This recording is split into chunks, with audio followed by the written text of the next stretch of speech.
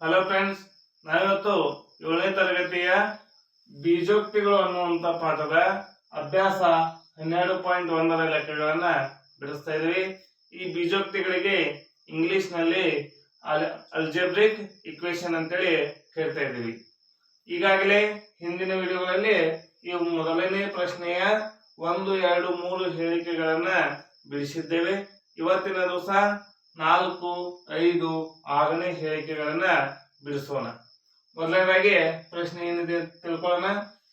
ಮುಂದಿನ ಹೇಳಿಕೆಗಳನ್ನು ಚರಾಕ್ಷರ, ಸ್ಥಿರಾಂಕ ಮತ್ತು ಗಣಿತದ ಮೂಲ ಕ್ರಿಯೆಗಳನ್ನು ಬಳಸಿ ಬೀಜೋಕ್ತಿಗಳಾಗಿ ಬರೆಯಿರಿ ಅಂತೇಳಿ ಹೇಳ್ತಾ ಇದ್ದಾರೆ. ನೋಡಿ, ಇಲ್ಲಿ 3 ವಾಕ್ಯಗಳನ್ನ ಕೊಟ್ಟಿದ್ದಾರೆ. ಈ ವಾಕ್ಯಗಳನ್ನ ನಾವು ಯಾವ ರೀತಿಯಲ್ಲಿ ಬರೀಬೇಕಾಗಿದೆ? ಬೀಜೋಕ್ತಿಗಳ ರೂಪದಲ್ಲಿ ಬರೀಬೇಕಾಗಿದೆ. ಹಾಗಾದ್ರೆ ಬೀಜೋಕ್ತಿಗಳ ರೂಪದಲ್ಲಿ ಬರೀಬೇಕಂದ್ರೆ ನನಗೇನ್ ಗೊತ್ತಿರ್ಬೇಕು? ಮೊದಲು ಚರಾಕ್ಷರ, ಸ್ಥಿರಾಂಕ ಮತ್ತು ಗಣಿತದ ಮೂಲ ಕ್ರಿಯೆಗಳು. ಗಣಿತದ ಮೂಲ ಕ್ರಿಯೆಗಳು ಈಗಾಗಲೇ ನಮ್ಗೆ ಗೊತ್ತಿದ್ದಾವೆ. ಏನು? ಪ್ಲಸ್, ಮೈನಸ್, ಗುಣಾಕಾರ, ಭಾಗಾಕಾರ. ಹೌದಾ? ಕೂಡಿಸುವುದು, ಕಳೆಯುವುದು, ಗುಣಾಕಾರ, ಭಾಗಾಕಾರ. ಇವುಗಳಿಗೆ ನಾವೇನಂತೀವಿ? ಗಣಿತದ ಮೂಲ ಕ್ರಿಯೆಗಳು ಅಂತ ಹೇಳ್ತಾ ಇದೀವಿ. ಆಮೇಲೆ ಚರಾಕ್ಷರಗಳು. ಚರಾಕ್ಷರಗಳು ಅಂದ್ರೆ ಯಾವಂದ್ರೆ ಇಂಗ್ಲಿಷ್ ವರ್ಣಮಾಲೆಯ ಸಣ್ಣ ಅಕ್ಷರಗಳು, ಅಂದ್ರೆ ಸ್ಮಾಲ್ ಲೆಟರ್ಸ್ ಅಂತ ಕೇಳ್ತದಲ್ಲ, ಅವು ಯಾವ? ಎ, ಬಿ, ಸಿ, ಡಿ, ಇವು ಎಲ್ಲಿವರೆಗೆ? ಜೆಡ್ ವರೆಗೆ ಇರುವಂತ ಅಕ್ಷರಗಳನ್ನ ನಾವು ಚರಾಕ್ಷರಗಳು ಅಂತ ಕೇಳ್ತಾ ಇದ್ದೀವಿ. ಆಮೇಲೆ ಸ್ಥಿರಾಂಕಗಳು. ಸ್ಥಿರಾಂಕಗಳು ಅಂದ್ರೆ ಯಾವ್ದಂದ್ರೆ 1, 2, 3, 4 ಹೀಗೆ. ಅಂದ್ರೆ ಸ್ಥಿರಾಂಕಗಳು ಅಂದ್ರೆ ಫಿಕ್ಸ್ ಆದಂತ ಸಂಖ್ಯೆಗಳು. ಅಂದ್ರೆ 1 ಅಂದ್ರೆ 1, 2 ಅಂದ್ರೆ 2, 3 ಅಂದ್ರೆ 3. ಅವುಗಳಲ್ಲಿ ಯಾವುದೇ ಬದಲಾವಣೆ ಇಲ್ಲ. ಇಂತಹ ಸಂಖ್ಯೆಗಳನ್ನ ನಾವು ಸ್ಥಿರಾಂಕಗಳು ಅಂತೇಳಿ ಕರಿತಾ ಇದ್ದೀವಿ. ಈಗ ನಾವು ಇವುಗಳನ್ನು ಉಪಯೋಗ ಮಾಡಿಕೊಂಡು ಏನನ್ನ ಬರಿಬೇಕಾಗಿದೆ? ಈ ಹೇಳಿಕೆಗಳಿಗೆ ಉತ್ತರಗಳನ್ನ ಬರಿಬೇಕಾಗಿದೆ. ಈಗ ನೋಡಿ, 4ನೇ ಹೇಳಿಕೆ, ಪಿ ಮತ್ತು ಕ್ಯೂ ಸಂಖ್ಯೆಗಳ ಗುಣಲಬ್ಧದ 4ನೇ ಒಂದರಷ್ಟು ಅಂತೇಳಿ ಕೇಳ್ತಾ ಇದ್ದಾರೆ. ಹಾಗಾದ್ರೆ ನೋಡಿ, ಹೇಳಿಕೆ ಯಾವ ರೀತಿಯಲ್ಲಿ ಕೊಟ್ಟಿದ್ದಾರೆ ಅದೇ ರೀತಿಯಲ್ಲಿ ನಾವೇನು ಮಾಡಿಬಿಡೋಣ? ಉತ್ತರವನ್ನ ಬರೆಯೋಣ. ಪಿ ಮತ್ತು ಕ್ಯೂ ಸಂಖ್ಯೆಗಳ ಗುಣಲಬ್ಧ. ಹೌದಾ? ಹಾಗಾದ್ರೆ ಏನಾಗ್ತಾ ಇದೆ? ಪಿ ಗುಣಿಸು ಕ್ಯೂ. ಹೌದಾ? ಗುಣಲಬ್ಧ ಅಂದ್ರೆ ಈ ರೀತಿಯಾಗಿ ಬರ್ತಾ ಇದೀವಿ. ಆಮೇಲೆ ಗುಣಲಬ್ಧದ 4ನೇ ಒಂದರಷ್ಟು. 4ನೇ ಒಂದರಷ್ಟು ಅಂದ್ರೆ ಇದಕ್ಕೆ ನಾ ಏನ್ ಮಾಡ್ಬೇಕು? ಗುಣಾಕಾರ 1 4 ಅಂತೇಳಿ ಬರಿಬೇಕಾಗಿದೆ. 4ನೇ ಒಂದು. ಹೌದಾ? 4ನೇ ಒಂದು ಅಂದ್ರೆ 1 4 ಅಂತೇಳಿ ಬರಿತಾ ಇದೀವಿ. ಇದನ್ನ ಮತ್ತೆ ಹೇಗೆ ಬರೀಬಹುದು ಅಂದ್ರೆ ಪಿ ಗುಣಿಸು ಕ್ಯೂ ಗುಣಿಸು 1 ಅಂದ್ರೆ ಪಿ ಕ್ಯೂ ಅನ್ನ ಗುಣಿಸು 1ರಿಂದ ಗುಣಿಸಿದ್ರೆ ಪಿ ಕ್ಯೂ ಬರ್ತಾ ಇದೆ. ಈ ಪಿ ಗುಣಿಸು ಕ್ಯೂ ಅನ್ನು ಹೇಗೆ ಬರೀಬಹುದು? P Q